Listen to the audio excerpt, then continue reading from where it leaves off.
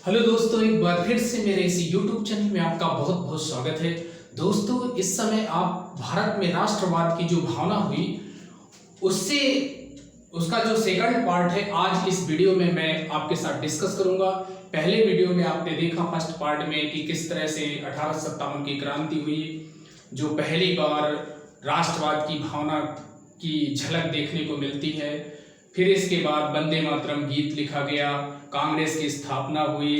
इसके बाद आप देखते हैं बंगाल विभाजन हुआ 1905 ईस्वी में, सूरत की फूट हुई और कांग्रेस का भी डिवाइडेशन हुआ, कांग्रेस का फिर से मिलन हुआ, तिलक की मृत्यु हुई। गांधी जी ने नॉन कॉपरेशन जो अहिंसा नॉन वायलेंस मूवमेंट असहयोग आंदोलन उन्होंने चलाया।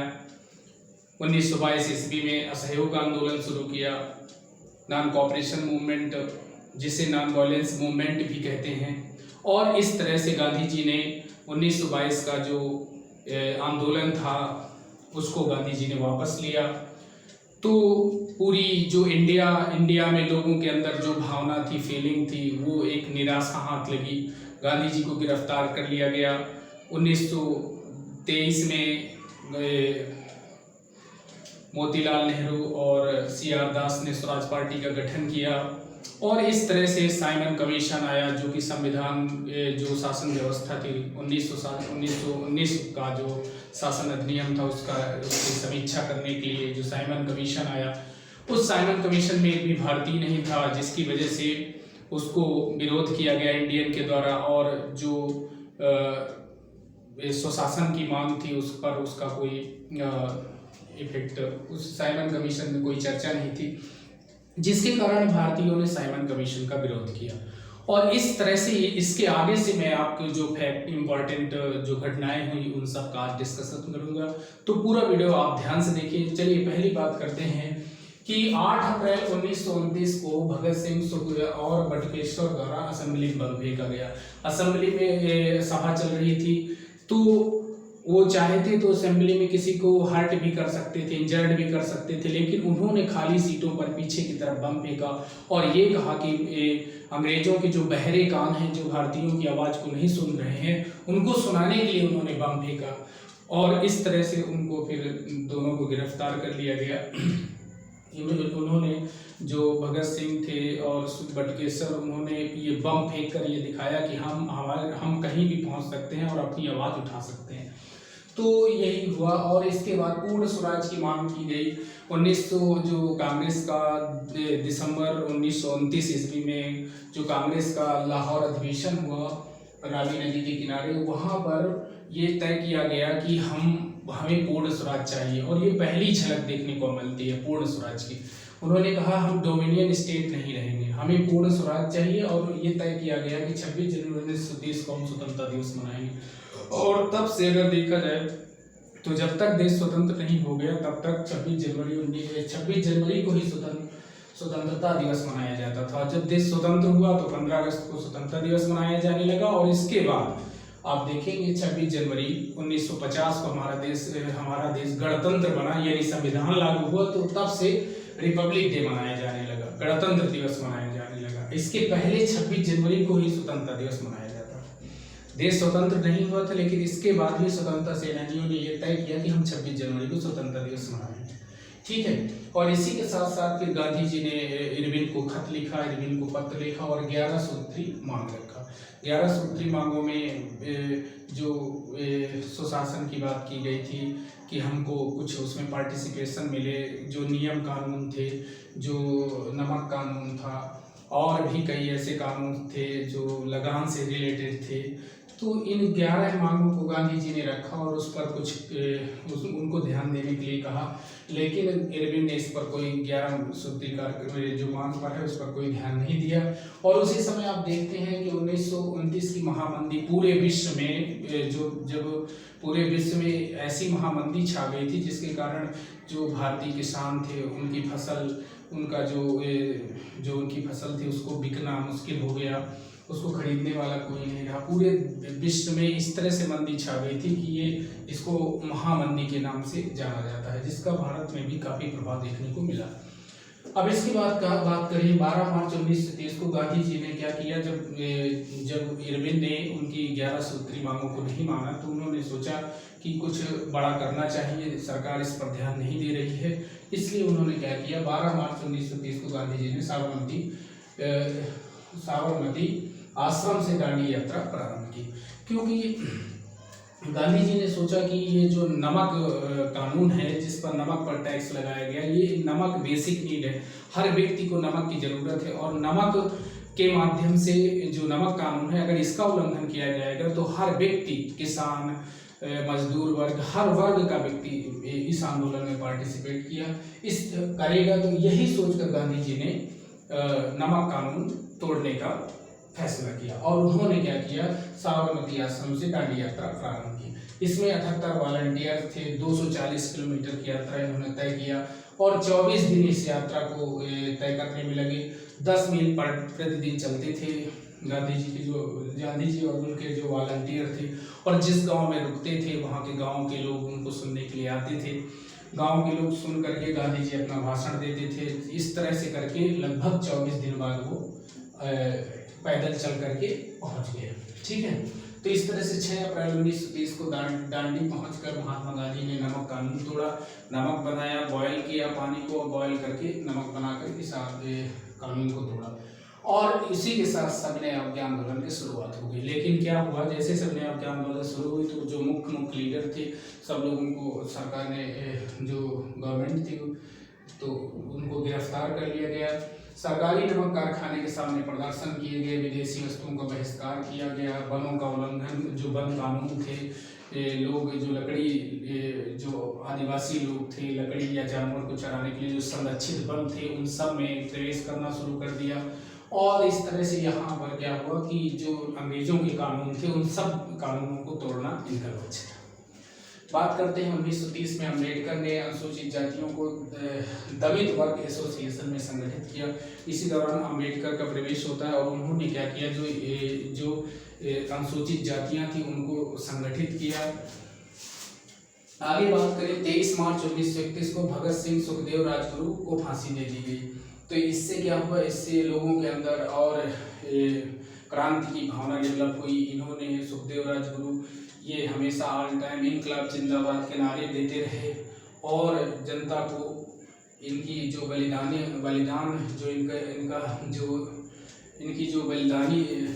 इन्होंने अपना बलिदान दिया तो उससे जनता के अंदर राष्ट्रवाद की भावना बहुत प्रबल हुई। युवाओं में ये बहुत प्रसिद्ध थे। इसके कारण से क्या हुआ कि जो युवा वर्ग था वो क्रांति के लिए पूरी तरह तैयार था, उनके अंदर राष्ट्रवाद की भावना है। 5 मई 1931 को गांधी इरविन समझौता हुआ और ये इस समझौते के तहत सविनय अवज्ञा आंदोलन स्थगित करने की बात की गई कि आप इसको स्थगित कर दीजिए। पुलिस द्वारा किए गए कार्यों की निष्पक्ष जांच की गांधी जी ने बात रखा। नमक पर सभी कर हटाए जाए, गांधी जी ने ये बात रखा। और ये गांधी इरविन के साथ साथ गांधी जी ने क्या किया, द्वितीय गोलमेज सम्मेलन में भाग लेने के लिए तैयार हो गए। 1931 में गांधी जी ने द्वितीय गोलमेज सम्मेलन में स्थापित भाग लिया, लेकिन इसमें अपेक्षित सफलता नहीं मिली। बात बीच में ही टूट गई और बात सक्सेस नहीं हो पाई। गांधी जी को जो डिमांड थी उसको माना नहीं गया, जिसके कारण गांधी जी वापस चले गए। और इसके बाद गांधी जी ने फिर से क्या किया, गांधी जी ने फिर से आंदोलन शुरू कर दिया, सविनय अवज्ञा आंदोलन शुरू कर दिया। लेकिन इस बार इस आंदोलन को उतनी सफलता नहीं मिली, क्योंकि अब जनता भी एक बार पूरे जोश के साथ आंदोलन चल रहा था, तभी गांधी जी ने आंदोलन को स्थगित कर दिया। इसके पहले आप देखें असहयोग आंदोलन की अगर बात करें तो उस समय पूरे जोश पर जब आंदोलन था तो गांधी जी ने आंदोलन स्थगित कर दिया, जिसके कारण क्या था, अब जनता का जोश खत्म हो गया था। तो इसलिए पुनः जब आंदोलन गांधी जी ने शुरू किया तो उसमें ज़्यादा दिलचस्पी नहीं दिखाया लोगों ने, जनता ने दिलचस्पी नहीं दिखाया। इसी समय 1932 में ही पूना पैक्ट हुआ, गांधी जी और अंबेडकर के बीच पूना समझौता हुआ, जिसमें सीटों को लेकर आरक्षण, जो असेंबली, सेंट्रल असेंबली और स्टेट असेंबली की बात हो रही थी तो उसमें आरक्षण, रिजर्वेशन की बात चल रही थी। तो 80 लोगों को, यानी अनुसूचित जातियों को आरक्षण की बात की गई निर्वाचन के द्वारा, गांधी जी ने इसको मान लिया। अब बात करते हैं आगे। 1933 में पहली बार चौधरी रहमत अली ने पाकिस्तान के विचार सामने रखे। चौधरी रहमत अली ने क्या किया, जो पाकिस्तान शब्द पाकिस्तान का विचार सामने रखा और पाकिस्तान के एक अलग राज्य की मांग का विचार सामने रखा। 1935 में भारतीय शासन अधिनियम पारित हुआ जिसमें प्रांतीय सरकारों का गठन किया गया।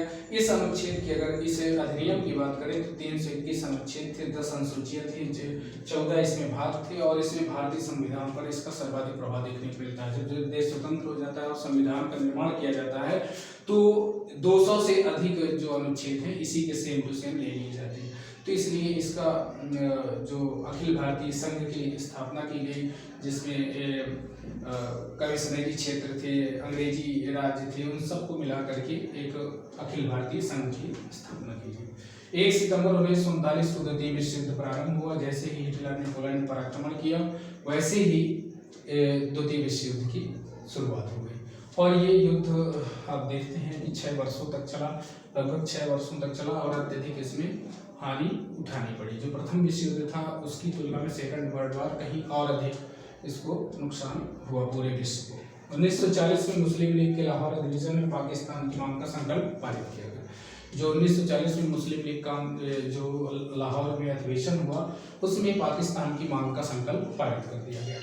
और इसके बाद 9 अगस्त 1942 को जब गांधी जी को लगा कि अब फिर से कुछ ना कुछ हमें बड़ा करना चाहिए क्योंकि अब जनता निष्क्रिय होती चली जा रही थी और ये लग रहा था कि देश आज़ाद नहीं होगा और इधर द्वितीय विश्व युद्ध भी प्रारंभ हो गया था। तो गांधी जी ने सोचा कि ये एक बहुत अच्छा वक्त है जब अंग्रेज काफ़ी बिजी हैं, सेकंड वर्ल्ड वॉर में बिजी हैं, ये एक टाइम है जब हम पूरे भारत में एक बार फिर से अगर आंदोलन क्रिएट हो जाए तो काफ़ी कुछ सफलता मिल सकती है। और इसीलिए 9 अगस्त 1942 को भारत छोड़ो आंदोलन की प्रारंभ किया गया और उस समय करो या मरो का नारा दिया गया और उसी समय गांधी जी ने मुंबई की ग्वालियर टैंक मैदान से अंग्रेजों के लिए कहा कि अंग्रेजों भारत छोड़ो और यह करो या जनता के लिए। यहाँ पर एकदम गांधी जी का एकदम बदला हुआ रूप देखने को मिलता है, पूरी तरह से चेंज यहाँ आपको रूप देखने को मिलेगा।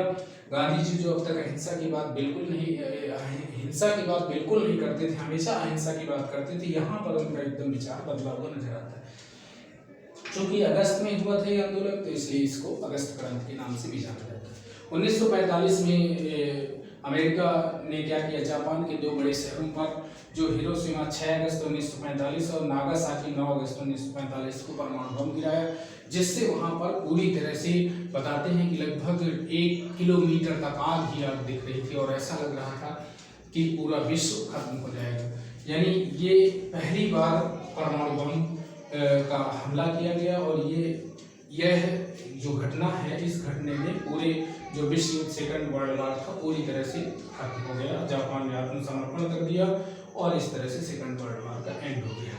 भारत की अगर बात करें तो भारत में संविधान निर्माण की बात चल रही थी कि जब देश स्वतंत्र हो जाएगा तो संविधान कैसे बनेगा। उसके लिए